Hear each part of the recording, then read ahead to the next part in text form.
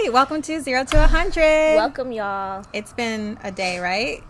Man, it's been a whole flipping week, yo. Yeah, it's been a week. Yeah. We're going to have to run straight through to the celebration. Yes, let's just get to it. You do yours and I'm going to open it. Okay. All right, so I'm celebrating, it's Mother's Day. And that's what I was going to celebrate too. Yes. For you. Yeah, it's my first Mother's Day. It's her very first Mother's Day. So that's what I was going to celebrate because she needs to be recognized for this. Oh my God. Serena is a dope mom, y'all.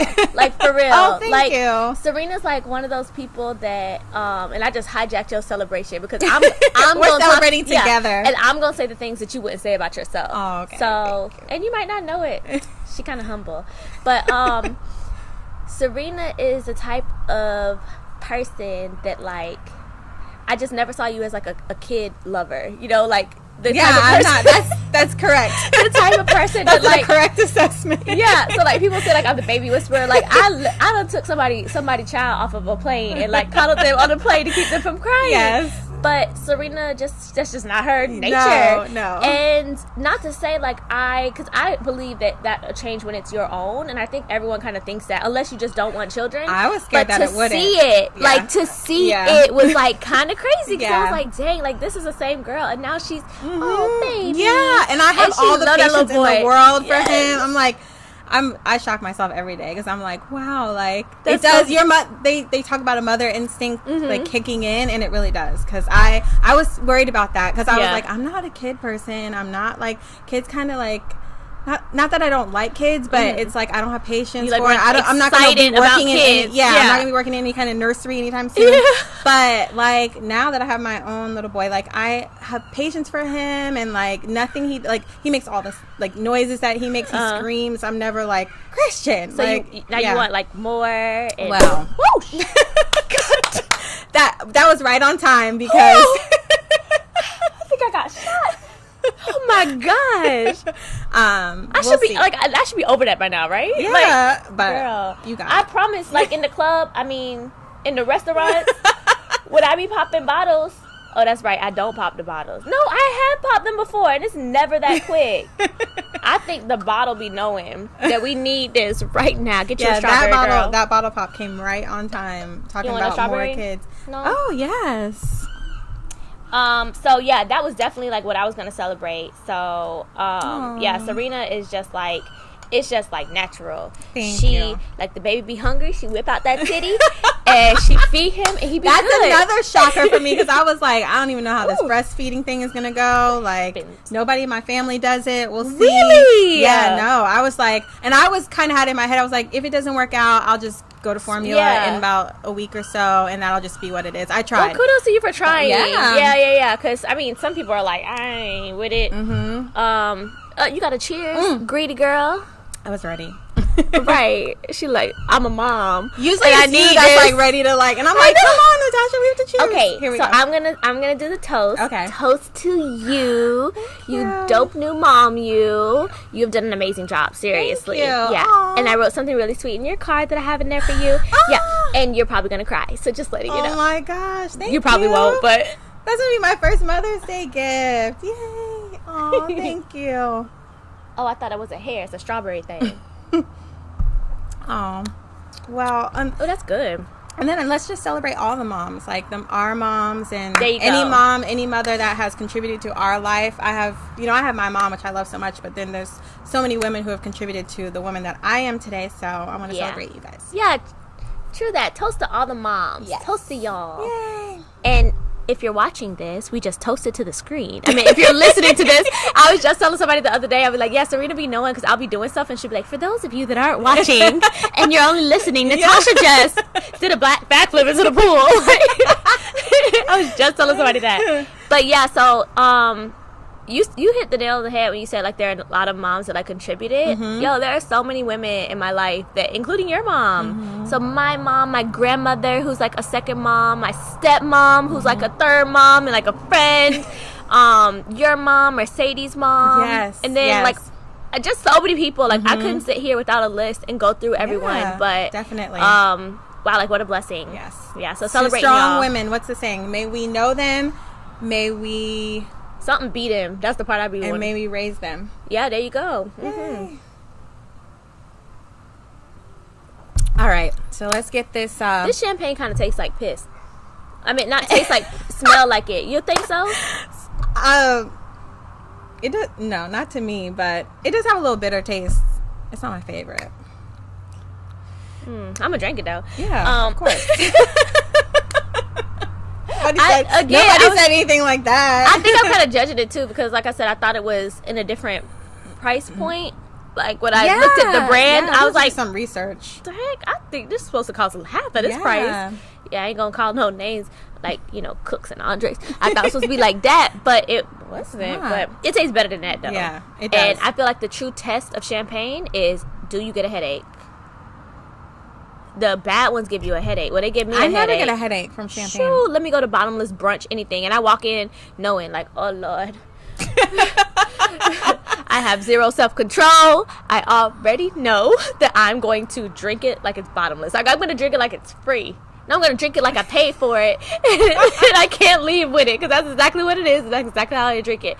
And then by the time I get to the car, I'm like, got a headache? Oh my God. Wow. Yeah. That doesn't happen to me. But you know what? I don't drink vodka because like I stopped a long time ago. Vodka anything because it does that. Even organic vodka? Oh, I've never tried organic vodka. Girl, Tito's will change your life, child. So I used to be the same way about vodka, and then Tito's came into my life. Okay. Me and Tito's got a good relationship, child. But any other kind of vodka, like sometimes I'll get flipped and I'll be like, oh, I could drink vodka now. And I'll be trying Pinnacle because they got like Tutti Frutti and all these different flavors. So I'll be like, oh, I want to try that. And then no.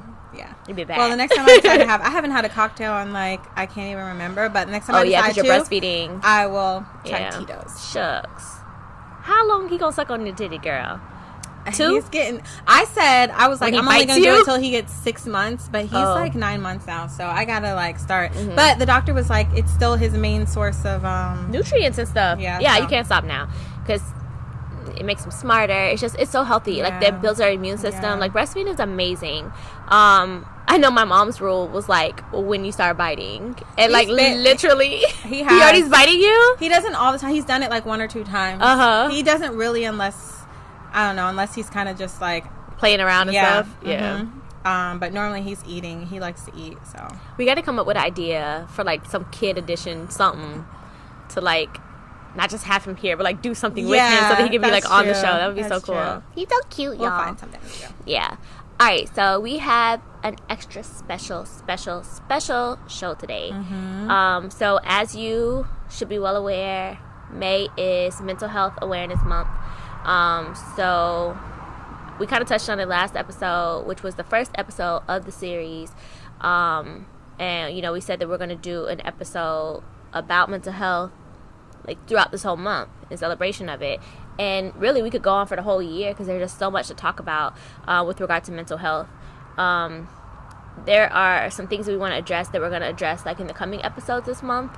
And before we do that, I kept trying to avoid this episode and I'm gonna do my best. I know. And even today I was like, you know what, I think it'd be a better idea if we should have this for the last episode of the month, for the series, like close it out. And all it would have done was to give me, like, it would have just gave me more opportunity to make it more excuses or to kind of write out how I want to tell the story. So even today when I started to like jot down some notes, I just closed the book and I was like, you know what, it's going to be what it's going to be. Say what you need to say. Just going to say whatever I'm going to say. And it depends on how much of that goes in, how much comes out, but I'm going to try my best to be open. This is just like not an easy subject to talk about for multiple reasons. I'm sure that'll come out as well. But so we're going to pretty much talk to y'all about our journey, our stories and how mental health has affected us either directly, like personally, or, you know, the next thing to personal is like our family, our loved ones, people close to us. That's also difficult because I like to tell other people business, but at the end of the day, like, I feel like sometimes when you share a little bit more and you share things that are very close to you, it helps definitely more than you can ever imagine. Because some people you're helping and you're touching them and they won't ever say it, but I don't need to hear it. But if I can do that, then like awesome. Yeah. And a lot of times, like, I mean, we're going to talk about other things this whole month, but your story or our stories can impact way more than any other information that we could probably share, because that's what, when it comes to mental health in general, I think that's what's going to start to bring more awareness and start to make people feel comfortable about talking about what they struggle with when other people come out and say, this is what I've struggled with and this is what I've gone through. That's always, you know, it is, because it's genuine. Better, yeah. You know, it's not, I mean, even when you're reading like an article or something online, or even when you see it on TV and like the news or something, it's like when you have that person say, this is what happened to me, or even the author of the article is saying, you know, let me tell you a story about such and such. It's like it just automatically becomes more real when you apply it to someone's actual someone's actual story. And we have a long way to go with mental health awareness, but I think that we've come a long way, because I remember like when we were growing up, to say someone had a mental illness was like, they're crazy, like they need to be locked away, and it was just like, it was a bad thing, and we didn't even really look at it as a brain disease or something. It was more of like, it's that person, they're choosing to be like that, they need to just stop it, snap out of it, like that kind of thing. And I think we're getting away from that. We still have a long way to go, but I think we've come a long way from that. Definitely moving in the right direction. Yeah. So, who wants to start? You got that, girl. Sure. Oh my goodness. So, I mean, I think when it comes to mental health, it's a journey. Like, there's no end to the story. I mean, as far as myself, I hasn't really even been on my radar until in the last few years, when I've started to know people personally who've struggled with it severely. Like I talked about in one of our episodes about one of my family members struggling with schizophrenia, and like, to me, that was always something that was just far out there. Like, it never impacted me. I thought, you know, that's for crazy people. But then when I saw like someone close that was struggling with it, that for the longest time never even showed any type of signs that they were struggling, that they had this illness, and then all of a sudden it kind of like hit us all. That was like the first time that I started to really take a critical look at mental illness and how it affects people, like everyday people. And then having discussions with other people, I started hearing people say, well, you know what, I think everybody, one person said to me, I think everybody struggles with mental illness in one way or shape or form. And I was just like, really? And I had to really look at it and think about it. And I was like, you know, that's true, because the mind is like, I mean, we all have, at the end of the day, we go to bed with our own self, and you have all these things running in your mind, and like, you know, some of that stuff can overwhelm you. So I started looking at myself, and when we said we were going to do this, I was like, okay, let me look over my life and see when I've actually struggled. But personally, when I struggled at one time with depression, and I never really even talk about this, or I think I've told like one or maybe probably my husband about this, but I remember it was when we graduated from high school. Really? It was the summer that we graduated from high school. I went through something traumatic that I'm not going to share right now. Okay. I will in time, but I went through something traumatic, and as a result of it, I struggled from depression. Like, I had depression, and I knew it was depression when I was in it, because it was like, it was bad, because it was like, I didn't want to get up out of bed. I would just be crying all day. It's like it's hard to explain, because it's just like a physical weight on you, and you just feel like you can't get it off. Like, there's nothing you can do. Like, you might as well just like stay in your room, stay in bed, and like nothing else exists. And I remember going through this, and it was summertime, so you don't have school, you're home, and I remember my mom at the time worked a lot of hours, and sometimes she would even work overnight, so she wouldn't be home a lot. And so I remember one time she came to me and kind of was like, what's going on, what's happening? And I talked to her about, like, she had no idea about even the trauma that I had experienced. So I just had to tell her. I was just like, Mom, this is what I'm going through, this is what happened, and I'm struggling. And so we worked through it together, and I thank God for her every day, because she was like my support system there, and we got through it. But I just think about that every day, about how I struggled with that depression. And I was lucky in the sense that it lasted only for like a month or two, and I was able to get through it with help of my family. But it was such a critical time in my life. Like, I was getting ready. I had everything to be excited about. I had just graduated from high school. I was accepted into the University of Florida, getting ready to go there, new experiences. And that's what caught me so off guard, because I wasn't expecting that. And I think it was the traumatic experience, but also the thought of all this change happening, because I think that was also scaring me, that I was like about to change my life. And it just hit me. And I always think about, like, if I didn't have that support system, like, it probably could have went another way. I could have said, like, I'm not going. And I know a girl that this actually happened to. She was in the same exact time in her life, and she did go the other way. She ended up not going away to school, and she ended up staying home, and it caused subsequent other things to happen. But I always think about that, like, what if, you know, I would have just continued in that, and I didn't have anybody to kind of like help pull me out of it. And so, but it's also been a thing that I got through it, but it's also been a thing, like I said, I haven't shared it with anybody, because it's also like I don't want to talk to people about the fact that I went through that. It's because it can feel embarrassing, or you're like a shameful thing, like something like that. And people will be like, girl, what was, you know, some people have that, like, girl, like, get it together, or that kind of attitude. And so that was like when I had really struggled with depression. And then more recently, when I had my son, I was in the hospital, and I had a really smooth pregnancy, so I didn't have any of the hormonal changes that happened in the pregnancy. But I remember when I had my son, and then they give you paperwork, and they start to ask you, how do you feel? And you know, they want to make sure you're not struggling with postpartum. And in the hospital, I was kind of like, oh, I'm fine, I feel good. And they're out offering me drug, like Percocet, you know, for pain. I was like, I'm good. And then when I got home, I just felt like waves of emotion, like, that I had never felt before.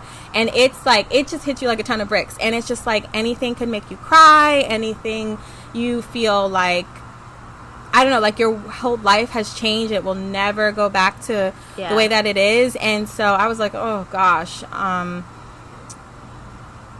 don't know. And I just remember, like, my husband saying to me, he was like, everything's okay, like, your life is good, you know. And I was just like, oh, but I'm just like it. And I'm not like an emotional person normally. And so I was like, what is going on? Why do I feel this way? Like, and I didn't have postpartum where it was like affecting my relationship with my baby, but it affected me emotionally, where I just felt like everything would make me want to cry, or like sad, and I think also with postpartum, that's another thing that people kind of sweep under the rug, or that's another thing they're like, get it together, like, you just had a baby, and this and that. And so don't be selfish. It's not about you and what you're feeling. And so that's kind of been my story. I feel blessed in that, even with those things, that I haven't struggled more than that, or had anything else that I felt, because I see it more. I'm more aware of mental illness and how people are struggling with it. So now I know that a lot of people do struggle with it. It's more the rule than the exception. And I feel like I've been blessed in that I haven't had anything that's kind of I've struggled with for a long period of time, or that has really affected me, had a negative impact on my life. So that hair. It was a leaf, and I kept watching it. Natasha was like picking something out of her drink. Oh yeah. For those of you that aren't watching. But I do, like I said, having a close family member struggling right now with schizophrenia, and a young family member. It's hard to watch and to go through, and to there's so many questions, treatment for it, and knowing that that's something that they're going to have to live with forever. That's hard. And so that's the journey that we're taking right now as a family. But for me, it's just, I just want more people. I like want more people in my family and in all of our families, especially in the African American community, to just start talking more, and like, it's okay to get help and to be open about it. Like, that's one of the things that I was like, I definitely want to talk to my son about as he grows up, because there's so many people, even if it's not something that's a big deal or a real illness that they're struggling with, there are feelings and emotions that we kind of, I want my child to know it's okay to express the way that you feel, the emotions that you're having. It's okay to go through it, so that you're not shutting it out, and then it causes a bigger problem down the road because you have all this built up frustration. So, and I think that's so prevalent in our community, with just like, don't talk about it, don't sweep it under the rug, and just like, a lot of us have experienced some sort of trauma like I did, and just don't talk to anybody about it, and just try and internalize it and deal with it, and it ends up with mental illness. So that's my story. So did you ever seek like therapy or help from anyone else other than your mom? So I didn't seek any therapy or professional help. I think I would have if it had gotten to that point. I think that when my mom intervened, it helped me to talk to her and to get it out. I think because it's so important, though, that like, when you see someone struggling, to say something, or to just to talk to them, because before she said anything, I was just going through it by myself, and I was 17, 18 years old, trying to figure out what the hell was going on with me, and like, why I was feeling that way, and that just made it worse. But the moment that somebody intervened that I knew would give me the love and support, for me, that's all that it took. Got it. But I am not against going to, of course, therapy or anything like that. I definitely would have if it would have went that far. That's good. What about medication? Because I know you said the hospital like offered like, stuff to you, but you were like, no. Yeah, the hospital did. They offered me more pain medication, but at that, I was just like, no, I just refused it, because I was breastfeeding also. So I was just like, I don't need to take anything. But and the depression didn't get that bad to where you felt like you needed it. No. Thank God. Yeah. But I can definitely, like, when I hear people talk about depression, because I think it's really hard for people to understand what depression is and how it affects you. And a lot of people tend to say, like, just put on some clothes and get in the shower and just go out and like, just get it together. And like, when I was in the moment, it just felt like you couldn't do that. You can't do that. Like, there's just such a weight, and you can't do it, and you don't want to, and you just want to stay inside and feel whatever it is that you're feeling, if you're feeling anything. And so, I think a big part of it is ignorance. And specifically with depression, I recently have come to just kind of think that it's more about people not understanding what depression is. So, and that goes two ways. So one, you don't understand what it is, so then you don't know how to sympathize or empathize with someone that's dealing with it. And then two, you don't understand what it is, so then you think that depression is just equivalent to sadness. And you think like, well, I get sad, and i.e. I get depressed, and I'm able to just, put on my stuff and going about my business. I carry on. But you need to understand that depression is not just sadness. Depression is way beyond that. And there's a certain, the key distinction that I have with depression and just being down and out is depression comes along with like almost this element of like self-sabotage, where it's like you can know like, I need to do this because this, and you're like, I don't care. And you almost do things that are going to bring something bad or do something negative to your life, and you ignore it, or you do the opposite to almost ensure that negative component to your life. And I think that's huge, because there's like something in you, and you can have your moments during depression where you're like, I don't want to be like this, but then it's like you just can't. It's like the engine won't start. You can't get it up and go. And I hope that if people really understood what depression was and what was all like encompassed in this one word, depression, which it means so much. I would like to think that people wouldn't be so quick to just say, go on with it. Right. I don't have time for this. Let's go. Right. And I mean, rude people. Like, my next door neighbor is like doing some sort of construction work, sawing or like cutting metal. something. He's like sawing metal. It never fails. Like somebody decides to do something. So, but anyway. Okay, so now I'm going to tell my story. Yes. Can't hear me over the sawing. Okay, I do that a lot. I make jokes when stuff is difficult. Cause see, my story is not so cut and dry. And not to say yours was like cut and dry, but it was just, it didn't start as early as mine, and you only discuss like 2 key instances, and I don't think it would be fair, transparent, or truly honest if I just like picked and chose. But mine goes back to like elementary school, and I was that kid that was smart, and like I was in gifted, and I got good grades, but I could not sit still. I could not shut up, if you can imagine that. So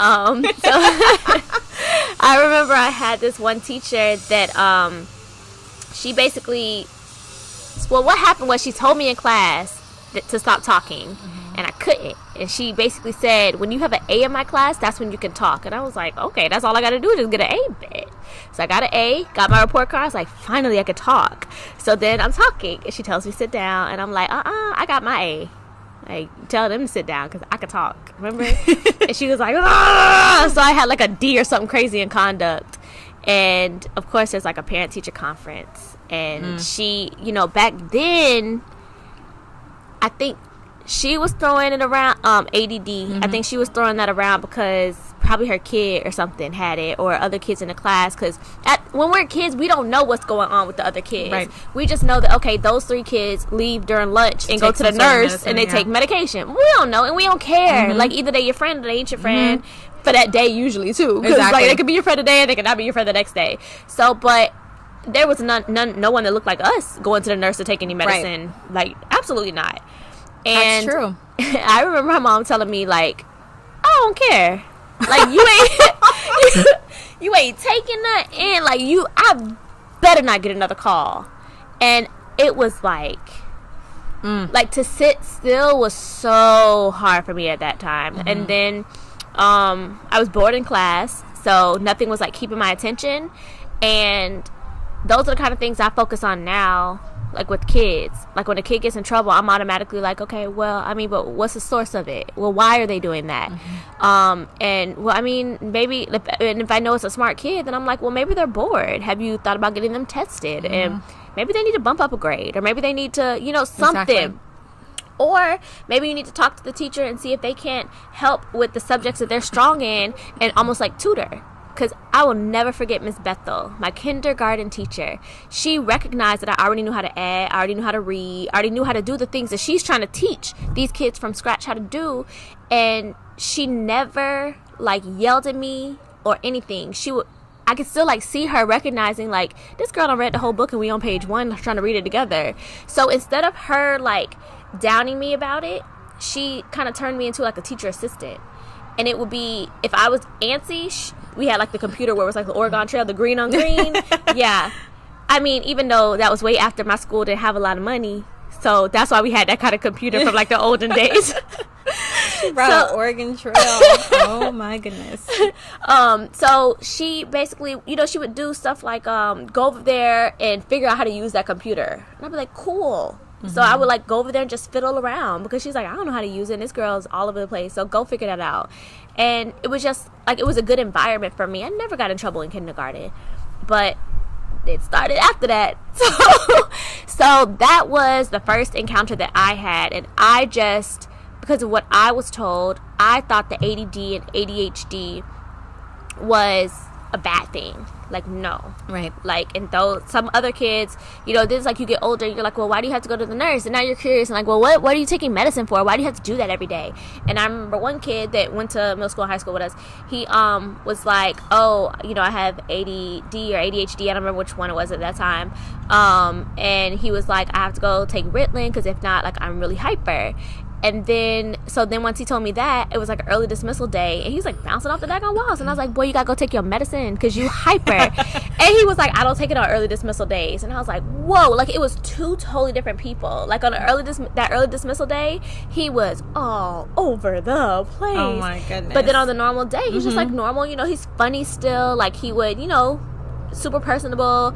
But on them early dismissal days, like, forget it. So I saw, like, the difference. And then when I got to college, everyone was doing Adderall and stuff like that. And it was, I'm sure you saw a lot of it at law school. A lot.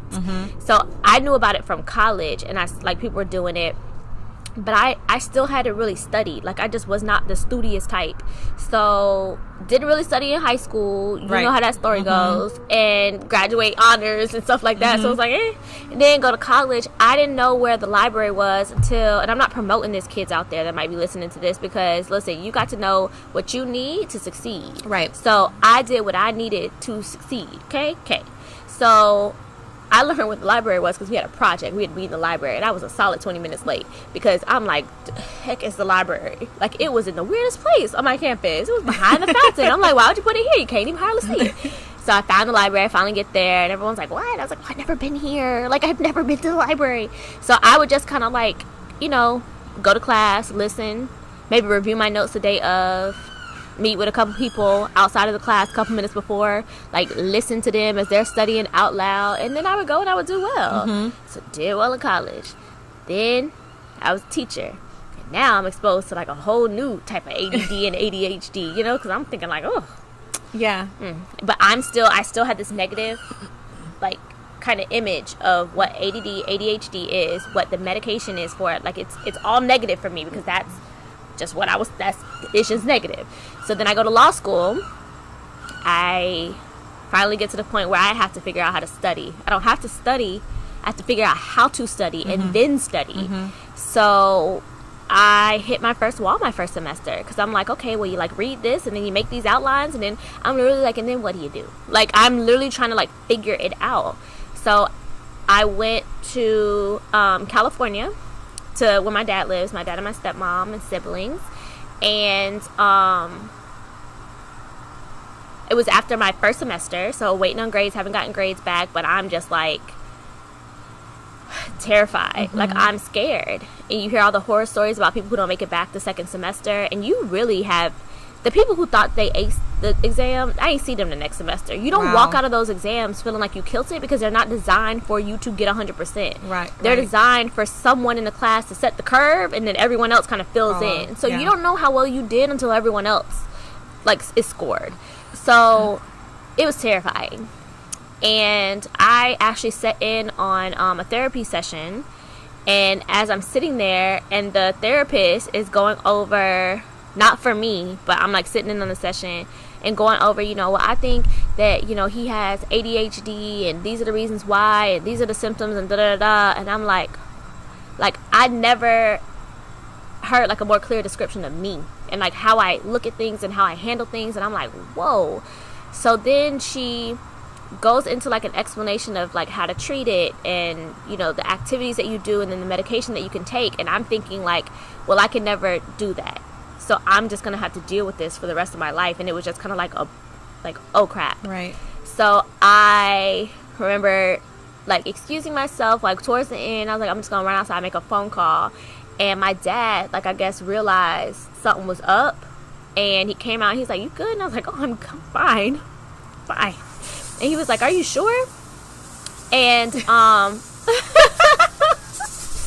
and he's like, are you sure? And I'm just like, yeah, I'm good. Like, nothing's wrong. And then, you know, that third time, like, what's the matter? Right. And then I just kind of, like, oh, and it's so hard, and I just never experienced anything like it, but I'll get over it. And I don't know everything that I said, but I just, like, kind of let it all out. And he and my stepmom convinced me to go back and see the therapist for myself. And I was like, I'm not taking no medicine. And da, da, da, da. And they were like, a psychiatrist prescribes medicine. This is a therapist. You know, like, she can't prescribe you medicine no matter what. Right. And I was like, all right, fine, I'll go see her. So I go back. I talk to her. I think I'm smarter than her. So she's asking questions, and I'm like, I know what she's trying to get at. I'm going to answer it like this, and I'm going to answer it like that. And then, like, 4 questions later, I'd be like, you sneaky lady. So she, you know, eventually she was like, all right, are you done playing with me now? Yeah. Like, you're going to just let me do my job? And I'm like, fine. So, you know, we have a good session. And at the end of it, she was like, listen, Natasha. She's like, you are a classic. Well, she said an extreme yet classic case of ADHD. And I said, I have ADD. I am not ADHD. And she said, well, it's, you know, hyperactivity, whatever. And I was like, and I'm not hyper. I am very calm, cool, and collected. She said, your foot has not stopped tapping the entire time you've been sitting in here. And she was like, if you move that hand over here, it doesn't sit still. The only time it sits still is when you do like this. Like, she started pointing out every little thing with, so I'm thinking hyper, like, I'm thinking I'm sitting still in my chair. Mm-hmm. I'm not hyper, but I'm fidgety. Yeah. And I get really fidgety. And when she pointed that out, I was like, I'm always like that. I'm that person that's fidgeting. And then when I can't really shake it, I have to get up and, like, go to the bathroom. So I've dealt with, like, little ways to cope with it unknowingly. Right. She was able to, she asked me questions like, do you drink coffee? And I was like, yeah. She's like, how much? Well, I usually start off with about 4 cups in the morning. And then, you know, throughout the day, I have more. It depends on what I have going on. She'd be like, okay, so how much, like, caffeine are you drinking? I'd be like, oh, caffeine. So then the coffee, and then I probably drink 1, maybe 2 Red Bulls. Oh, and then, my God. Yeah, so she's like, what? Whoa. So then she's, like, asking me about, you know, drug usage. Mm-hmm. And I'm like, nah, like, I ain't dabble with that. And she was actually kind of, like, good. Because cocaine is, like, people who have ADHD, they dabble in cocaine, and it's you're self-medicating. And you develop an addiction. Wow. Addiction runs in my family. I never play with that. Mm-hmm. Like, I'm too scared. So even when I drink a lot, I have to, like, stop drinking for a while just to make sure, like, I'm not dependent upon this, and it's just me drinking socially, you know? Mm-hmm. So I had a few sessions with her. They were great. She taught me, you know, things like Ohio is, like, the favorite thing that I do, and it stands for Only Handle It Once. Oh. You know, she was like, when you get the mail, what do you do? And I was like, oh, I usually open it. She's like, do you always open it right away? And I'm like, no. And she's like, okay, well, when you do open it, what do you do? Well, I'll open it. And then she said, okay, and then when you get a bill, do you pay the bill right away? I'd be like, no, I just put that, like, in a pile for all the bills. And then she's like, oh, okay, well, then what about this? When you get this in the mail, what do you do? And I'd be like, oh, I put that in a second pile. And then, okay, if you get this in the mail, what do you do? And I'd be like, I put that with I put that, like, so I usually make, like, 3 piles. Yeah. And she's like, okay, and then what do you do when you get new mail? And I'd be like, well, I go through the old piles to, like, remember, like, what they were. And then, like, I'll, you know, if something's due, like, whatever. She's like, oh, do you ever pay anything late? And I was like, yeah, because sometimes I forgot that the bills that I put, that you only handle it once. So it's like when you get the bill in the mail, arrange the bill to be paid, like, on that date. Or right then, just whatever you need to do to take care of it then. And don't make a separate pile. And that was so hard because it forced me to make a decision right then when I'm thinking about, like, 50 million things. Right. She also broke down what ADHD is and what's happening in the back of my brain, like in the stem. And I couldn't understand in law school. I would try not to procrastinate. You know, I would try so hard. I'd be like, I'm going to start on this right away. And I would start, but it would be crappy. I couldn't, like, make myself stay focused. Like, I couldn't get it together. And then, never fails, it comes the day before it's due. And now I'm basically deleting this whole thing and starting over. So I'd be like, well, why am I starting early if I'm still doing it at the last minute anyway? And that's because I need the external motivators to get me, like, awake, alert, focused to get something going. I can't do what normal people can. And at the time, I didn't know what was normal. I was just like, you know, this is just me, whatever. But normal people can say, like, okay, I'm going to start on this task and I'm going to do it right now. And then they can just do it. And I'm like, really? They can just make themselves do it? And she's like, yeah, like, that's what you should be able to do too. And I was like, that's crazy. Like, that's crazy. So then she talks to me about medication, encouraged me to go see a psychiatrist, and what medication she thought would be good for me. And I was like, nah, because, like, everybody does that. And, you know, it's just, they just get an advantage. And I could just work harder and I could get it too. And she'd be like, yeah, but you're not being fair to yourself, and that's why you're so overwhelmed, so stressed out, because they're starting here and you're starting way back here, and then you're having to work so hard just to catch up with them. And then what makes you feel like that's okay is a lot of times you still pass them.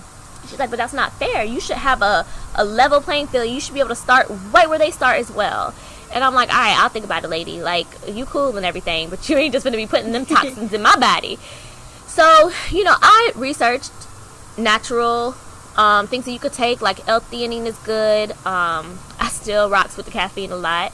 But, I mean, it's something that I still have to deal with. Right. And that's always kind of been an issue for me because sometimes I look back and I'm like, well, what would have been different if I would have had that back at elementary school? And, like, would it be different? But I'm so thankful for being pushed to start from back here. I appreciate that because I've been in the trenches, like the most difficult situations, and I make it through because I'm used to that. And not to say, like, I wouldn't be where I'm at still, or I wouldn't still be strong, but I just can't. I'm cool with the way things are, so I can't look back on that and be like, man, should have did this then, and should have did that. Like, like my mama did cool. Like she, you know, she did what was best, and I'm thankful for it because now I'm super tough. Where are you now with like how you feel about the diagnosis? Like, do you still associate ADHD with negative, or have you gotten past that? I think now ADHD has become so socially accepted that people are so quick to be like, oh, that's ADHD, or even the medication usage is just so acceptable now, to a certain extent, because I still stopped treating for a little while because I'm like, dag, well, if I do want to push forward and go into the FBI, like, that's going to interfere because I have this diagnosis, isn't it? It's behavioral mental disorder.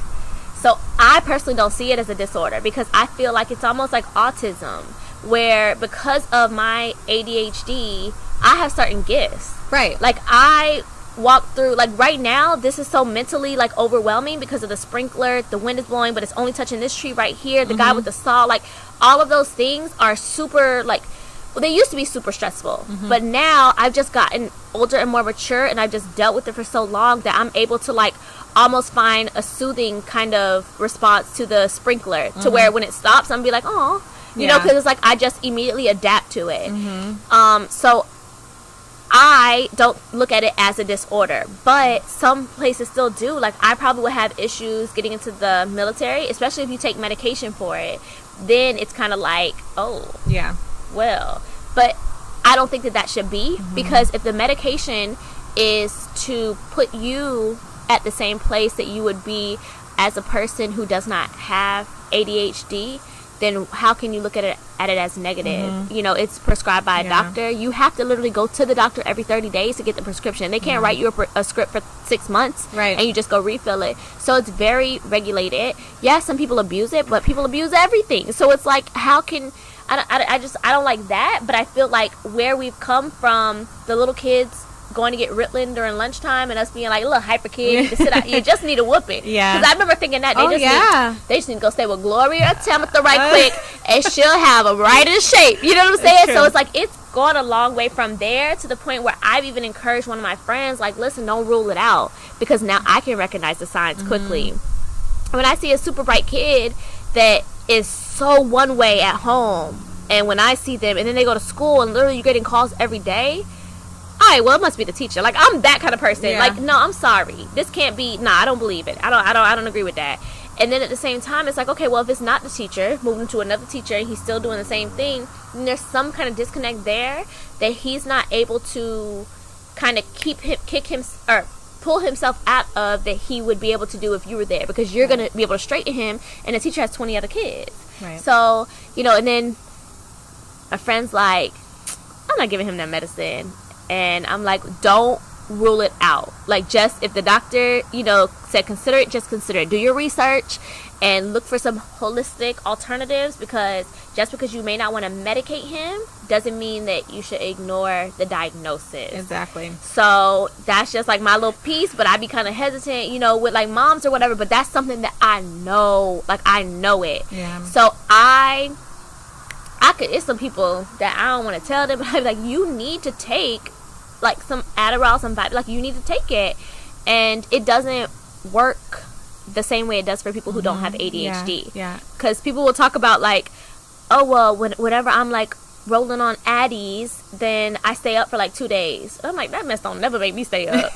Yeah, people who aren't supposed to take it, that's how it has that effect on them. And I've seen someone up and close and personal who was on it, like, and hyped up, didn't need to be on it at all. So. And were they like hyped up? Mm-hmm. They were like, I stayed up all night and organized my closet, like something crazy like that. So, but it was really great that you made the point earlier about when you were in elementary school about how you only saw, really at that time, it was like just white kids that would go and take medication, because I think it's still still to this day, it's in our community, it is looked at as negative, and it is looked at as like, you just better behave, like you better just get it together, or like, don't make me come down to that school. And I remember my husband, he really struggled with it a lot. Like, he had a lot of issues through school with he had ADHD, and it affected him like so much so that he changed schools so many times. He went to, I think, like 20 something schools, and then ended up having to go to a like 3-month boot camp kind of thing. And but was he ever diagnosed with ADD at the time? That's I think that he had like a loose diagnosis, like somebody, like a guidance counselor must have said it, and like but it was never something that was just like concrete. So when he went to the boot camp, it was kind of like a preventative program. So he was just like, I was literally like one of a handful of African American boys there. It was preventative. So when I was there, I still was acting up. I was still being really bad. And he said, I remember having conversations with my mom, like, I don't want to act this way. I don't know why I act this way. And so when he was at boot camp, they called his mom in, like, after a month or so, or after a certain amount of time, and they said, in order for him to stay here, he has ADHD, and he's going to have to be put on medication. And, or else he can't stay. And his mom was just like, no, because I think his mom was also, that mom was just like, no, I'm not going to put my child on medication, because it feels, I can understand too, like, as a mom now, I can understand that somebody telling you about your child, you're like, no, I'm not just going to drug them up, and like, I'm not going to just do that. It kind of feels like you're giving up on them, and you're just like, let me just throw some pills at you. And I get that. And then it's like, once you start it, then it's like you have to keep doing it. Right. And now, like, you've changed a certain course of their life, so that's like a big decision to make. So. And so she gave that, she was like, I don't think so, and he said at that moment, because he had been struggling with it for so long, he's at boot camp away from him, he said, Mom, let's just try it. And he said when he said that to her, she was just like, okay. Aw, my mom would have been like, you don't talk. Hey, you see grown people talking here, no one asked you. Got slapped in the mouth. Yeah. And she would have, girl. And then you get the person sitting over there. Just get outside.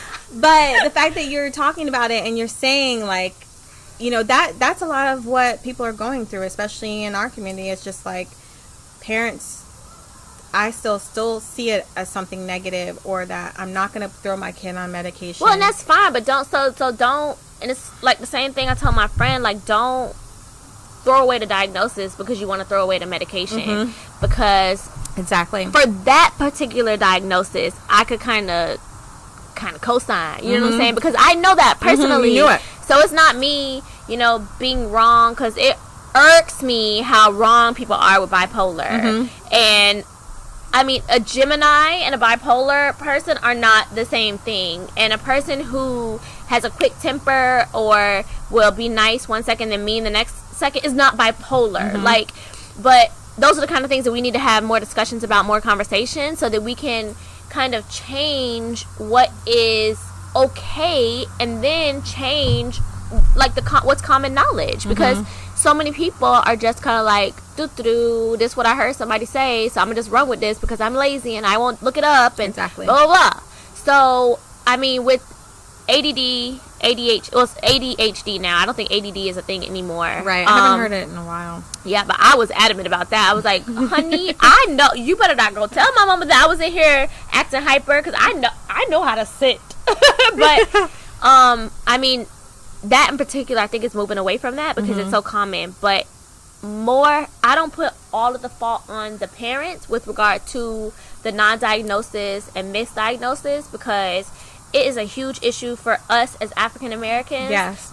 That the fact that we can't go to the doctor and get like a proper diagnosis because we're already labeled and placed into a category like, oh, they're African American, well, it could be one of these, and that's an issue. So it's not like a lot of, that's why I asked, was he actually diagnosed, because a lot of the kids are in school and they're immediately like a black child don't get no what is that thing when I was a teacher that I did not know, the defiant some I know somebody there is watching this is screaming at the radio or phone or screen or whatever right now. I cannot. It's OD something, occupational defiance disorder, ODD, something like that. But it's basically when you don't listen to what people tell you to do, and oppositional defiance disorder, something like that. So I was like, what's odd? Like, I really like. I'm a teacher, we didn't have that when I was in school. You ODD, you defiant, your ass goes to the principal's office. Like, you just bad. And, they might put it on something else, or, you might get out of it depending upon who your parents are. But you're not getting labeled, and you get, what you call the plan that you get, EPI, IP, yeah, that thing. IEP, or what is something like that. IEP, that's it.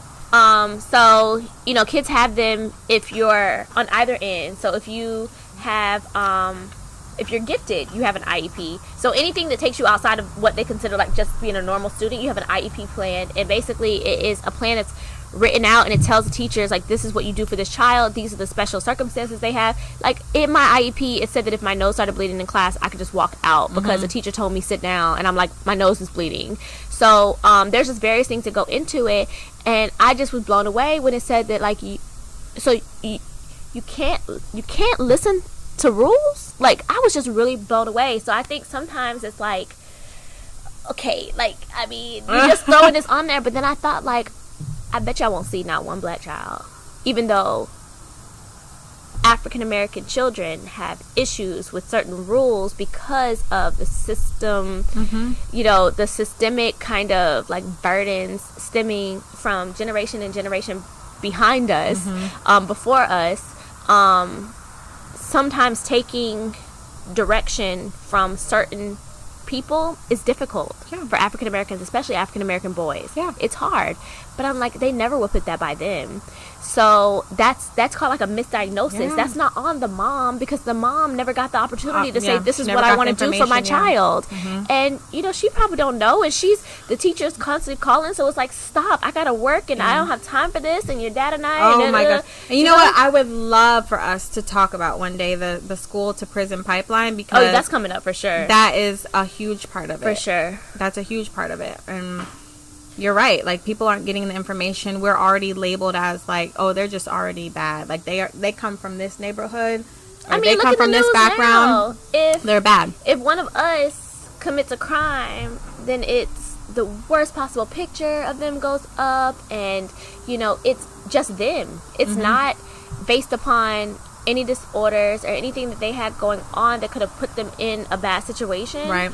There's no discussion about the need for mental health. But that's the first thing I've said. Like, we need to get a hold on like this mental health issue, because it's a problem. Right. But then when someone goes and shoots up a church, a school, the first thing they say is, oh, mental health. And I'm like, that's just not fair. Like, it only applies to one group and not the other. So it's not just our community. Like, we're not at fault, but regardless of who's at fault, we have to recognize it for what it is, grab it by the bootstraps from now, and like move in the right direction. And we are, but like, we need to get there quicker, because we are losing our children, our siblings, we're losing ourselves. So but luckily, like, us having, I mean, we're being a part of the solution by just having this conversation and getting it out there, because I know that people will listen to it and hear it and really take it's time to just start taking a more critical look at these things and stop sweeping them under the rug, not talking about it, thinking, not being ignorant about it, not reading or getting education about it, and then also pushing, like, when you're getting those calls about your kids, for instance, and push for, like, be an advocate for your child, and like really find out like you said, when I see a child, I ask, like, what's the cause? Like, what's behind this? Because, I mean, you got to know your kids. So you have to be able to be like, that sounds just like his ass. Yeah. I know he did that. But then you have to be like, nah, like, exactly. He didn't do that. Yeah. So, and that happens so often because, I mean, they'll take your kids through it if you let them. So you have to be just like it. Yeah. Sometimes I'm like, maybe it's not a color thing. Maybe it's just you too passive. Yeah. And, you know, the white parent is there like, you will not do this to my, you absolutely will not do this. So we need to be that type of person too. Right. So, I mean, I did scratch the surface with the ADD. Like, everybody know that I'm ADHD. Like, if you know anything about it, like, you could talk about it. But, I mean, going a little deeper than that, like, so, on, like, my mom's side, my grandparents from Alabama. Like, we country black. You know what I'm saying? So, it's like, anytime I've had an issue that wasn't something physical, so if I have a cold, if I, you know, have a weird stomach ache or something like that, like, I go right to my mom, my grandma, like, no hesitation. I don't think like, oh, what are they gonna think or what are they gonna say? But if I have been in bed for the last 5 hours and can't force myself to get up, and I just need somebody to, like, tell me get up, or I don't know what I need them to tell me, but I need somebody to tell me something, I wouldn't call my mom or my grandma. Yeah. I wouldn't probably call anybody on that side. And recently my dad was like, let's make a pact that, you know, when we're feeling down, you know, we call each other. And I was like, yeah, call me anytime. He's like, so let's make a pact. And I was like, nah, because I'm probably not gonna call you. And it's not to say I'm not gonna call him. I ain't gonna call nobody, really. Yeah. So the only time that I've ever, like, opened up about that kind of stuff is someone just caught me at the right time. Kind of like when you come in to ask for money. Like, you catch me at the right time and I'm be like, all right. But then, you know, you catch me another time and I'm like, I got no money for you. You know what I'm saying? So it's just like, it's timing with me. So sometimes, you know, people, really, I've had, like, friends, like, pull stuff out of me that I ain't even really that close to. It's just the timing. Like, I was, like, my cup is, like, literally right here, and then something knocks it and it's starting to splash over, and they're like, your cup's spilling, what's going on? Oh my God. And that's one thing that I've been trying to work on, is not letting it get there. Right. So even, like, kind of bringing it back to elementary school, and then you remember how strict my mama was. Oh, like, yeah. Timothy did not play the radio, okay? I remember if she probably listened to this too. If we wanted to, like, do something, we would always have to come up with an extra plan for, like, you to ask your mom, or, like, to figure out how you would be able to do it. Yes! Or Mercedes would, like, try to convince something. I'd be like, I remember we were at your birthday down at the Cheesecake Factory in West Palm Beach, and we, like, wanted to stay at Mercedes' house, something, and she was like, call your mom. And I was like, my mama already told me when I got out the car, she said, do not ask me to stay at nobody's house. And she was like, so what, just ask her. And I was like, girl, I'm gonna get slapped when I get back in this car. And Mercedes was like, you're not gonna get in her car, just ask her. And I'm like, ugh. Maka said tonight at Mercedes' house, girl, did I tell you no? She said, no, give me that phone. Hi, miss. Yeah. And I'm like, she ain't gonna say no, say yeah to you? Like, she just said no to me. She'd be like, all right, well, da-da-da-da. And Mercedes like, But then I was that person for her. So it's just, I don't know. And I think that was just timing with her. So everybody kind of know that that's how she was. Like, in high school, like, everybody knows that. Like, everybody. And she probably listened to this like, I was not, you were. So, like, oh my God, I can't believe I'm about to say this. So, high school was tough for me. And sometimes I think back to it, and I'm like, was it, like, no father figure? You know, like, my dad and I are tight. But, like, I grew up in a house with a single mom. And I try to think, like, was it this, was it that? And I usually only just, like, scratch the surface of thinking, and I'm like, well, whatever, I'm happy with how that turned out. That's, like, my, like, solution for everything. Like, I won't change one thing. But I remember one time, and I was 16 years old, but I didn't have no driver's license. No, I was definitely 16. I can't tell you what happened. I remember what happened up until maybe, like, a few years ago, because I was thinking about this, and I was like, why did I do that? But it was just, like, the end. Like, I was just, like, over it. Like, I was just like, why put up with this? At that point in time, anytime I've had this thought after this, it's usually my grandmother. Because if anything happened to me, like, it would literally kill her. Right. But at that moment, I didn't think nobody, like, really gave a damn about me. And I was just, like, over it. And whatever it was that bad at the moment. And I was home alone, or everyone was asleep. I don't remember. But I took a whole bottle of Tylenol. And it was the kind that, like, doesn't have the coating. And sometimes I wonder, because I can't take a lot of medicines, and I've had ulcers, and I wonder, like, was it from that? But I don't know. God just, like, really was just there, and he, like, helped me. And I just remember, like, halfway, it wasn't a brand new bottle, but it was pretty full. And I didn't count them. And I remember trying to dump it in my hand. It was more than could fit in my hand. And I remember taking, like, a lot of them and, like, having that moment where it was, like, just stop. And then I just boohoo cried because I knew I was not about to stop. And I was just, like, wailing.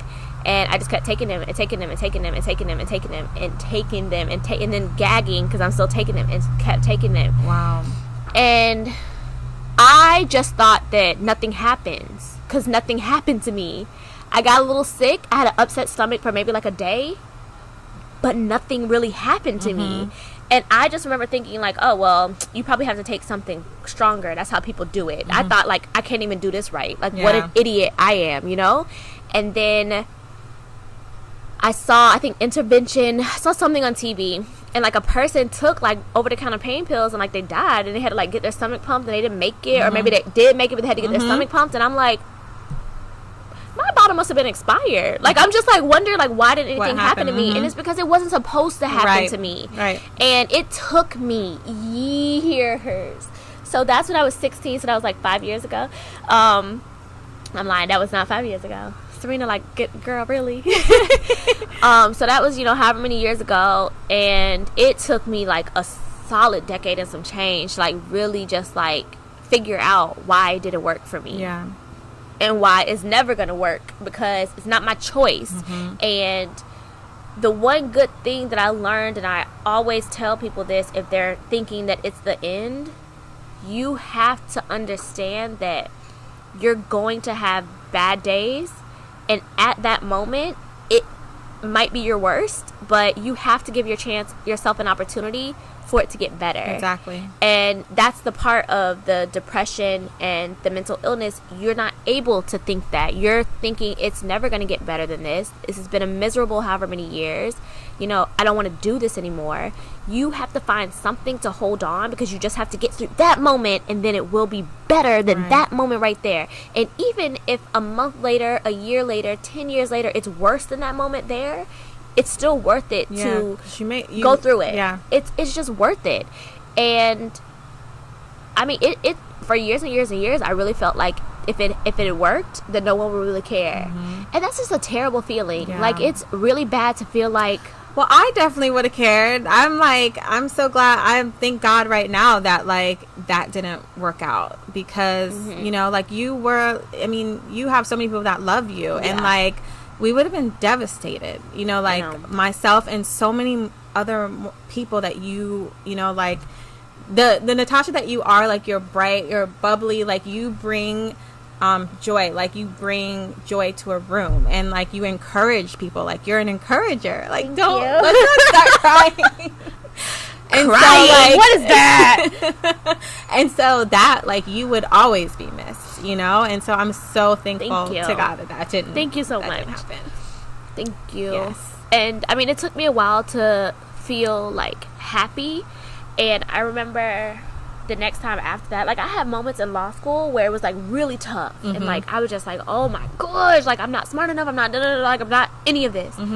And like, I would be able to call people through that because it's like I could attach it to something. It was the moments where I would be like, I have no idea why I feel this way. Like, I don't know why, I just, whatever. Or it would be like the buildup. That was always my issue because I never knew how to talk about it. I never, like, self-care was never, like, a thing for me. I always had to focus on everybody else. And it just used to always get me when people, like, close to me, like, you're so selfish. And I'm like, I literally put myself last on the list, like, every time. Like, that's the last thing you could ever say that I am. But whatever.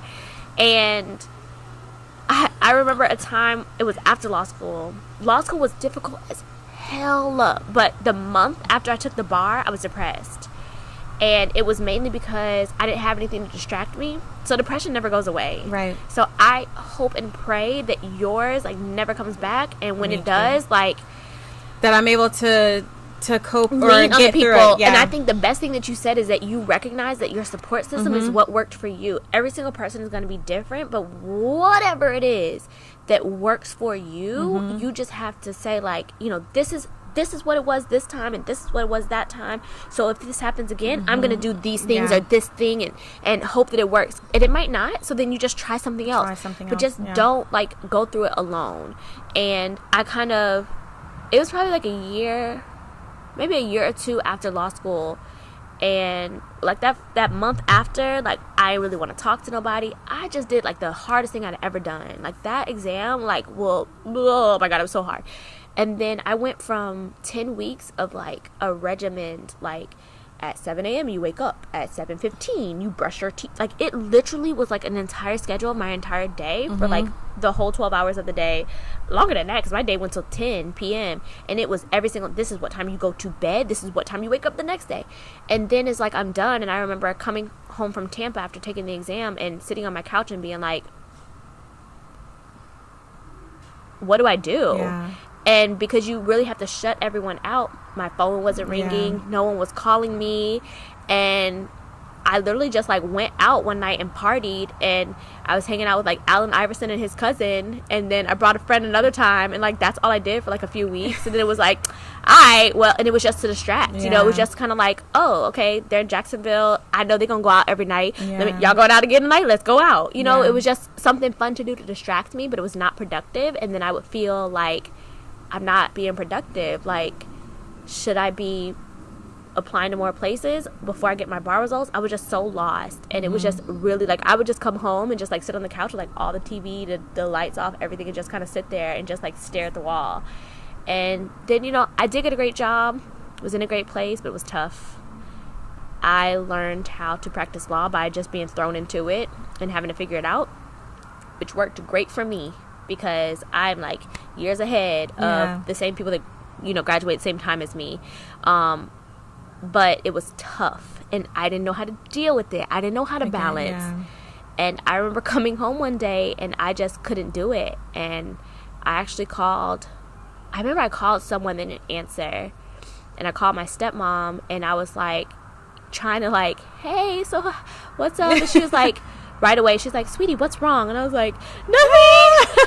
Everything's fine. That's when it all comes out. She was like, oh, honey, what's wrong? And I was like,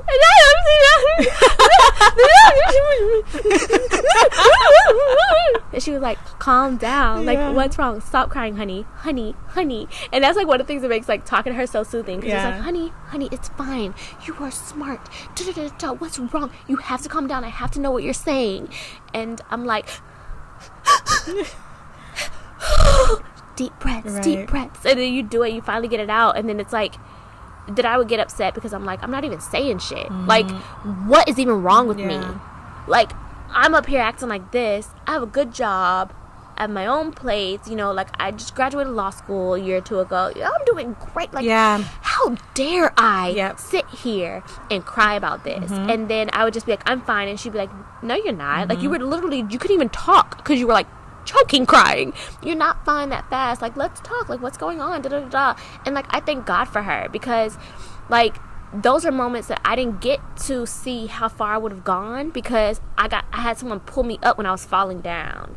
And what's scary is that a lot of the time you have to be the person to reach out for someone to be able to do that. And I was the person so many times that was falling, like, literally on the edge of it, like, falling like this, and wouldn't even scream help. I would just be like, well, I put myself in this situation, so if I fall, I fall. If I die, I die. And in those moments, you have to at least say help, and then there's probably someone there that's going to be able to grab you and pull you back. And then if you want to have additional conversation to make sure you don't get to the edge again, then fine. But at the bare minimum, scream help. Just call a couple people. You have to. And I mean, look at, like, our stories about, you know, we both were in high school together, like really good friends, and like neither one of us knew that the other was struggling with anything like that. We didn't think that was common. No, exactly. That wasn't something you talk about. And I think something that can also be really confusing is that these things can happen when everything in your life seems to be going great. Like for me, it was during a time when I was going to go to one of the best colleges in the state, and it should have been a happy time. And even, you know, after having my son, you know, I just had a son, I had just moved back, bought a house, you know, all these great things happening, and then you have these weird feelings of like sadness, and you're like, why am I feeling sad, and like all this stuff around me is great? And that can be really confusing. And I think a lot of people, that's another reason why a lot of people kind of like, I'm not going to reach out to anybody, I'm not going to say anything, because this is ridiculous, this doesn't even sound right. Because you think that it has to be attached to something negative, and that feeling a certain way, feeling anything but your normal or happy is like not okay, unless it's associated with something tragic, like a death, or, you know, something bad, like, oh, you lost your job, well, you could be sad. Right. No one has to give you a ticket to be admitted to being sad. Like, you can be sad, you can be mad.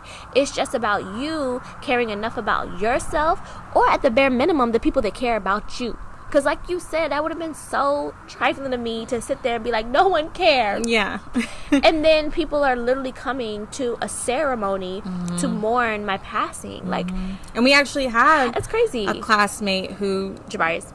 No, but Christina, who actually did. You know, I was just thinking death in general, like, because I mean, we were so young, and like to go to funerals like that, it was like, oh my gosh. And then that made me think about my family, because like seeing their family there, and I would never. So it can get bad, but I wouldn't do it. Like, I won't. Yeah. But you don't have to think of it as like that extreme. I feel like that's an extreme case, and some of you just don't. Will never be at a position where you have that thought, but there are still so many steps before you get to that point where you need to be concerned, and not in a negative way, but it's more like I went to an event, and they were talking about maintenance, and you know, it's like if your check engine light comes on, what do? You take your car to get fixed. And it's like, you know, when your check engine light is on, you need to take yourself to get fixed, you know. And it doesn't have to just be like a physical ailment, because we be quick to go to the doctor then, like, something just ain't right here. Like, this don't feel right, this ain't sitting right. Like, let me just go, oh, this feel a little weird, let me go have somebody check it out. So we think twice. This is probably more important, because this literally controls everything. So if you're feeling fine physically and you're not right here, you still can't go on. So if your legs are fine and you can walk, but up here you're dealing with some stuff and you're stressed, and then not even to forget the fact that a lot of that stress and your just mental capacity and just the things that you're just keeping to yourself because you're scared or you don't feel like you're supported will lead to things like ulcers. Oh yeah, stomach problems, cancer. Show itself physically. It will, and then so why wait till then? And I think it's even before the check engine light goes on. So if you know that, you know, every 30,000 miles you need tires, why do you need to wait for your tire to burst before you go and get your new tires? Like, why did you need to wait for someone to say like, oh, your tires are bald before you go get new tires? Like, if it's 35,000 miles, like, you should look at that and be like, oh, I'm 5,000 miles overdue. And you should think the same thing about therapy. So it's like, you know, and then we're going to have a therapist come and talk, because this is a huge issue in the Black community, where we think like, because, you know, I hear a lot of friends, and they, you know, suggest like couples counseling. I ain't going to no counselor, and da-da-da-da. It's usually the male. So I think even before like couples counseling, like for yourself, like it's part of your maintenance. And sometimes just discussing certain things, and, you know, whatever you get out of your particular type of therapy that you want to do, like, it's going to keep you at a place where you don't need for the check engine light to come on. Like, your car's already fine-tuned, you know, at the most it might come on for a day, but you was already planning to go to the mechanic at that time anyways. So I just, if I could have it my way, that's the way it would be. I would feel like a therapy session. So, you know, it might be weekly, it might be monthly, it might be bi-monthly, tri-monthly, whatever it is for you. It might, if I could have it my way, it would be where we just like it's a normal thing. The same way we go get a checkup, a physical. Once a year, your eyes examined. Exactly. Like, go to your therapist and get a fine-tuned checkup. And if you're not comfortable with going regularly or just putting it on your list to go to, you definitely should when you experience something, whether it be traumatic or a huge change or something like that. Just someone to talk to help you work through it, because even like people experiencing the loss of someone or the loss of a relationship or something like that, it's good to like those things can like eat away at you. I agree, but I'm saying like even for the people who you don't have nothing that happened to you, I guarantee you could benefit from it. Yes. But you don't know it until you actually do it. So if like I could have it my way, I wish that going to therapy or seeking counseling of some sort, I mean, some people do it through their church, whatever, but seeking that type of support would be as common as like going through a drive-through. That would be like my wish and like what I would want. I would love like if we have a professional come on to talk about affordable options too, because I think that's another roadblock for people of thinking about like, oh, is this something extra I got to pay for, or like, is it expensive? Is my health insurance going to cover it? Right. About getting. So every single therapist that we have on, so I don't know, we're thinking about like doing like maybe a panel thing or doing like a series of like little short interviews with some therapists or whatever. But that's the question we're going to ask all of them. Definitely. Because I can say that your insurance, if you have health insurance, I almost guarantee that it pays for at least a portion of mental health services as well. At a minimum, I mean, if you're already paying $50 copay for your health insurance and you don't have a problem going with that, I don't understand like why you would have a problem paying for it for therapy. I think it's just about understanding the benefits and like the why you should really go and do it. And there are some websites. I wish I had my phone near me to tell you, but I personally am an advocate for going to doctors, both for health purposes, mental health, like therapy, whatever. I like going to doctors that I feel like can relate to me on like a personal level. So for example, if I am going to a dermatologist, I want to go to a black dermatologist because our skin is different, and I wasted so much money going to dermatologists that were prescribing me stuff, and I'm like, it's not working. It's not working, because some stuff it just is not in the book. So that's my personal thing. So there are some websites that you can go on to find, a therapist in your area. You can go through your health insurance if that's your biggest concern. Like, for example, if you have Blue Cross Blue Shield, you go on Blue Cross Blue Shield, whatever the website, like for us it would be like bcbsflorida.com, fl.com or something like that. Go on there. Then you can put in your area. You can find someone in network. It should tell you right there what your copay is. If not, it's a quick phone call, either to the doctor's office or to your health insurance provider. There's one website, I'll have to add it, but it's like Black Girl Therapist Rock or something like that. So I'm like, I want to check that out. Like, that sounds cool to me. But I mean, just go on google.com and literally type in like, I want a therapist in this area. I want a therapist, like therapist for black males. Like the guy that I want to have on, his kind of focus is black males.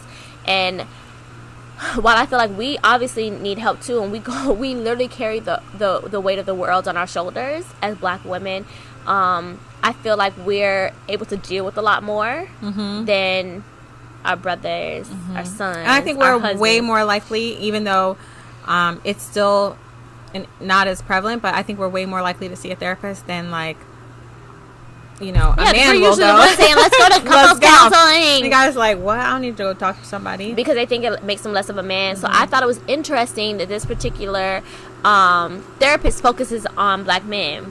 And, I mean, there were other black men up there, and that wasn't their focus. But, so I was like, that's dope, because there's definitely a need there. Is that enough? Yeah. I can't share it. I can't do it. I think we'll have probably a later episode where we kind of do a continuation or I ain't got nothing else to say. Yes, y'all all up in my business. I don't appreciate it. Okay? You made like water do something around my eye. I don't understand what this is. Like, I just leave me alone. But that was a really good episode, and I'm sure there's so many people who are listening that you have your own personal stories. And I mean, I thank you, Natasha, for being vulnerable and being able to share that here for me and for everybody else who's y'all listening. Better hope she keeps this because I'm like, I want to just hit delete. Like, I really do. We're keeping it. It's like being posted because you're listening to it right now. Try to get a hold of it. Like, I really just want to delete it. It's like kind of like the first episode when I saw like how raggedy it sounded. Yeah, like, how our heads were cut off, and I'm like, delete. No, this is getting posted for sure. I'm gonna try to get to it first. Like, I just like, oh my god, like, what are people gonna say? And first, it's for me to be someone, I don't care what they got to say about me. But like, this is just like, I feel like I like slice everything open and like, everything is like, oh my gosh. But yes, thank you for sharing your story. Thank you. I mean, it's not easy. I can attest to that firsthand. No, it's not. Okay, so but after hopefully, that, listen. I have had this combo with a couple people. I don't even think I've told 5 people about this, so I don't even think it's a full handful. But a couple people, when I felt like what they were bringing to me required me to share this with them, you know. So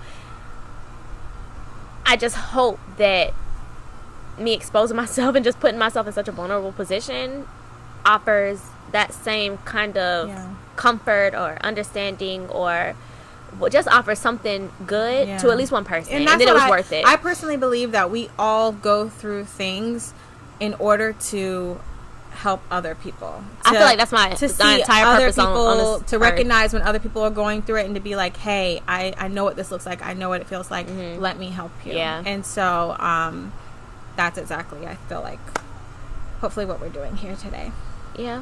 And I mean, it did feel kind of good, like, to share it, and because, you know, it's not like an audience, you know, like a direct audience. Like, I did just feel like I was talking to you, so it was like doable, you know. Until the rain started like coming right here, but it's like, what is this? I think it's gone. Okay. So on that note, I felt it's like, whew, that was like, that was a lot. It was, and I should, because it was like we unloaded so much, I should feel lighter, but I feel heavy. No, you're like I need to go take a nap. I know. I was just gonna say, I'm just ready for bed. Like, I'm glad I canceled what I have after this, because I want to go home and just sleep. I'm tired. So let's go 0 to 100 real quick. Yay. Okay, so you want to go first, or mine's quick? Go ahead. Mine is not 0 to 100. Mine is 100 to 100. Ooh. I just found out that whatever his name is in Georgia just outlawed, basically made it illegal to have an abortion after 6 weeks. Yo, if y'all don't leave women's bodies alone, like, I'm fed up with it, okay? I don't care what your religious beliefs are. I don't care about any of that. Ooh. I don't think that you should have to. That's a me move. Go ahead. That's a me move. Keep talking. I don't feel like you should have to say, well, it's these circumstances that make me want to have an abortion, or for these reasons I should be able to. Listen, I have my own beliefs when it comes to abortion. I have my own thoughts about it, but they mean nothing, absolutely nothing, when it comes to her body, the next girl's body, your body. I don't care. At the end of the day, again, we already carry the weight of the world on our shoulders. Right? Can I get an amen? The sprinklers are like, yes. So I'm fed up with it, because it's always men deciding what we can do with our body, and I'm flipping fed up, okay? It's 6 weeks. Like, some people don't even know that they're pregnant by 6 weeks. You don't find out that fast. And I think that's why they did it. Yo, man, come see about me. Like, I'm sick of it, for real. What's happening in Georgia, though? I feel like Georgia, y'all dropping the ball up there. Like, they about to be the new Florida. Get it together. Y'all can have the title. Next thing you're going to be talking about Georgia man. Georgia man. Well, I agree with you wholeheartedly. And on that note about men deciding things for women, my 0 to 100 is, I know everybody has been sharing hashtag Aisha Curry, because there's a lot of... Oh, I'm so glad you talked about that. I forgot all about that. Okay, we're talking about it. I want to comment about it. So this. my 0 is Aisha Curry goes on the red table, and she talks about... I guess they had a whole conversation about other things. I haven't watched the full interview. I've just seen the clip about what everybody is talking about, which is about... She mentioned that a lot of women she sees on a daily basis how women throw themselves at her husband. Of course, he's an NBA player, one of the top NBA players. And he has eyes like Christian. He does. You're right.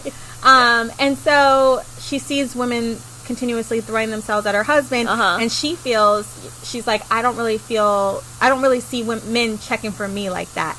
And she was just That's what she said? Yeah, and she was just like, and Jada Pinkett was like, oh, it's okay, girl, like, you know, I was in that space before, because, you know, you do, when you have a husband like that, even if you are famous too, like, you're women in their shadows, kind of. Women are more kind of like out there with it. She was like, don't get it twisted, like, men are checking for you, but like, I guess they're gonna respect the code a lot more than the girls have just like eliminated the code. Yeah, and she was just like, you know what, I don't care, I don't really want it or whatever.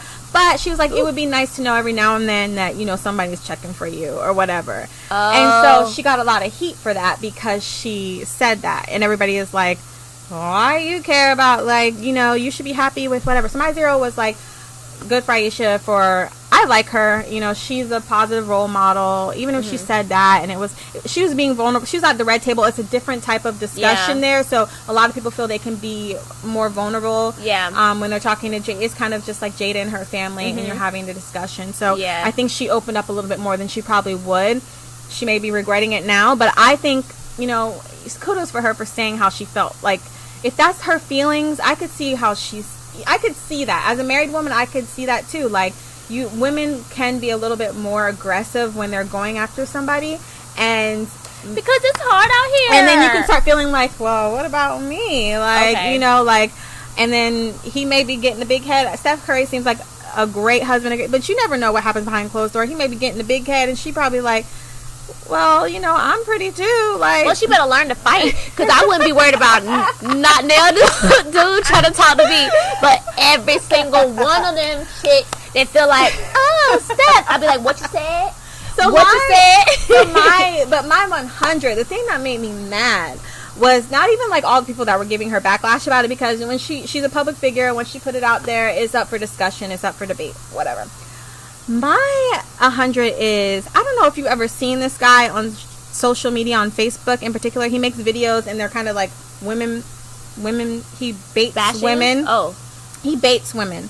His name is Derek Jackson. I was trying to think of his name to see if that's who you were talking about. And it's just, sometimes I see him, and I really cringe, because he was just basically like, he was. I started off liking him. Me too, but then because sometimes he says things that are like, but it's women. He's it's like a character women. now. Yeah, it's a character and now. And so he said, you know, Aisha should be like, you know, happy. It's problematic what she said, because, you know, like, now Steph Curry got to come in and be worried about, like, she worried about men checking for her, and she got a hardworking, good husband, and she never once mentioned that, and you have to go listen to it. Whatever, you have to listen to what he said and his point of view. But I'm always like, it goes back to your point about men, like, inserting their, like, little 2 cents, and it's like, you don't have a horse in the race. Like, stop commenting so much on what women should be feeling and what they should be saying and what they should be doing. Are you a woman? Or, like, actually, where's your wife? Where's your wife? I'd like to hear her opinion. He acts like he's like the woman whisperer, and he's not at all. What he be saying is wrong half the time about what we really think. Exactly. He thinks he's like our spokesperson or something like that, and that annoys me, because you're a man. Just, like, shut up. You don't know what this woman is going through. Like, whether it sounds the most you need to be silly, saying is how a man should be treating us. That's what you could talk about. Okay? Right, exactly. And so that was my 100. That I just can't stand it. Whether she was right or wrong in saying it, she said it. That was her true feelings. Like, people are allowed to have feelings.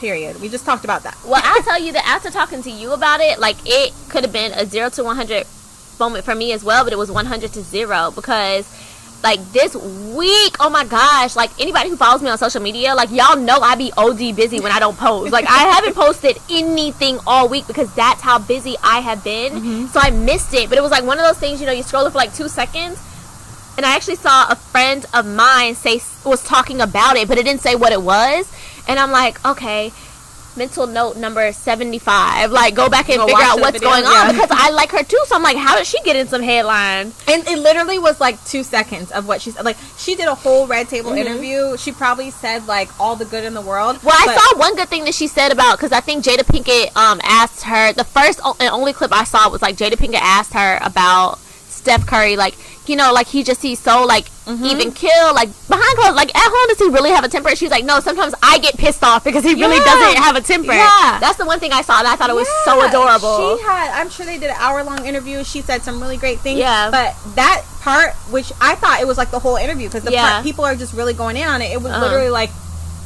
she said one sentence was just basically like, it'd be nice to know, like, women are throwing themselves at my man. It'd be nice to feel. I don't really see that. I don't really get that attention. She was like, it'd be nice to know sometimes that people are checking for me, and that was it. Let me tell you, so this is like a game of telephone, right? So I saw that friend post something, but what she said, I couldn't, there was no context to it, right?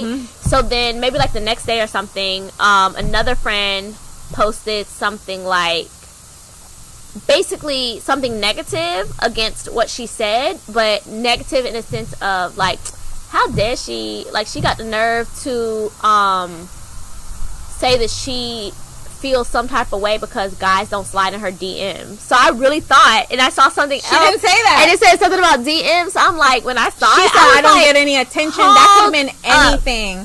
So I took, of course, what we do on the internet, we see one thing and we're just like, oh, but I was like, I bet for her to have said that, so I'm still taking the quote as true. I'm like, for her to have said that, it must have been some other discussion before or after. So like in court, in trial, when the other attorney tries to impeach my witness with the deposition test transcript. So it's like the transcript from like a deposition. So it's like question lines 1 through 3, answer line 4 through 5, right? And then they'll come and they'll be like, was it night or day? Like, I'm actually like obviously dumbing this down, but like, was it night or day? And then the witness would be like, it was night. And they'd be like, oh, Miss Susie, you give me your deposition on such day, such location, da-da-da-da.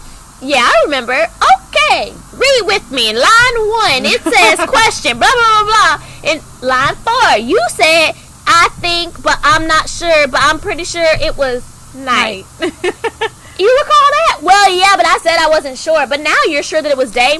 Yep, I'm sure. So it's like you go back and forth. But then I'll be like, objection, read the question before and read the question after. I'll say read the whole page, because sometimes like you take it out of context, or she could have been like, you know, 3 lines down, been like, actually, now that I think about it, it was during the daytime, because I remember blah, blah, blah, blah, blah. But they just want to take like that one little part. Yeah. So when I saw that serves their purpose. Right. So when I saw that, I was like, still thinking like, oh, she probably said this, but it must be some kind of explanation with it. So again, mental note number 76, go look at the full video. Yeah, she did not say that. So when I read it like that, I'm like, girl, I'll trade, because I'll trade all the people sliding to my DM saying whatever they be saying, all 3 of y'all, you know.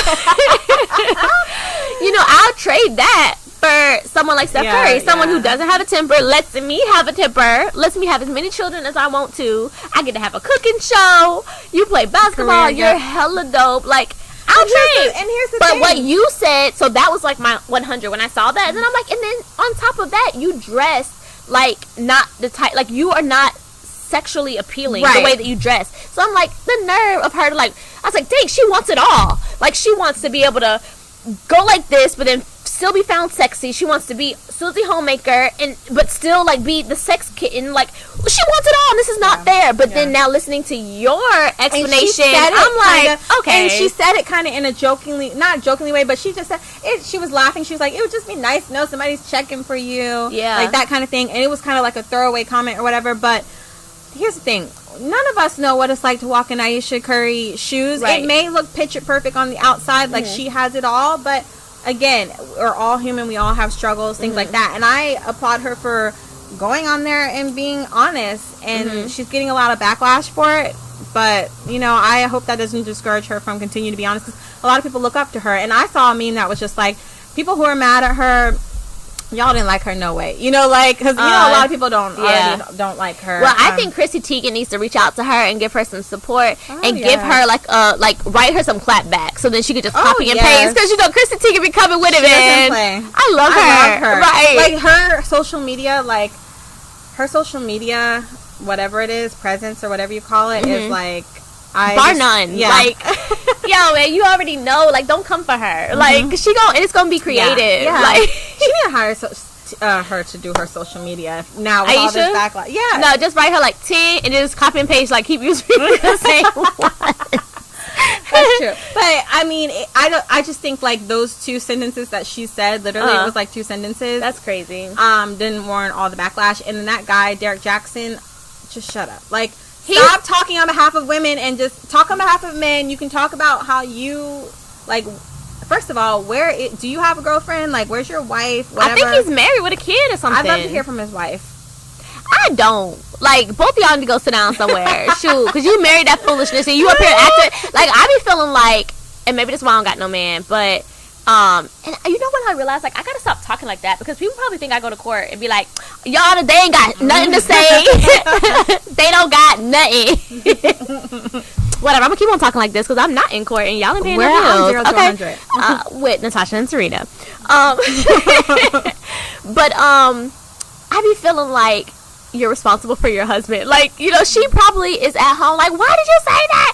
But I probably would like choke him out. Like, if he was my husband, I would be like, but you know, it may be starting to pay a little bills here and there. So she probably like, well, go on and say what you want to say. But he's like that. I'm annoyed. Like, that blonde chick I don't like. What's her name? Tammy. Low down. Oh, whenever I see her videos, I don't even press play. I don't hit go. I get mad and they haven't reposted her. I hope I'm not starting up something now. All of a sudden she like reposted about something.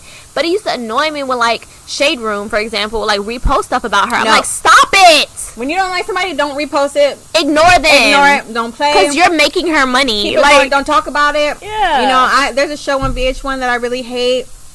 I refuse to talk about it. I'm not going to post about it. I don't like the characters on there. I don't like how it better not be Real Housewives of Atlanta. Oh, no. Oh, okay. VH1. That comes... Oh, that's Bravo. VH1.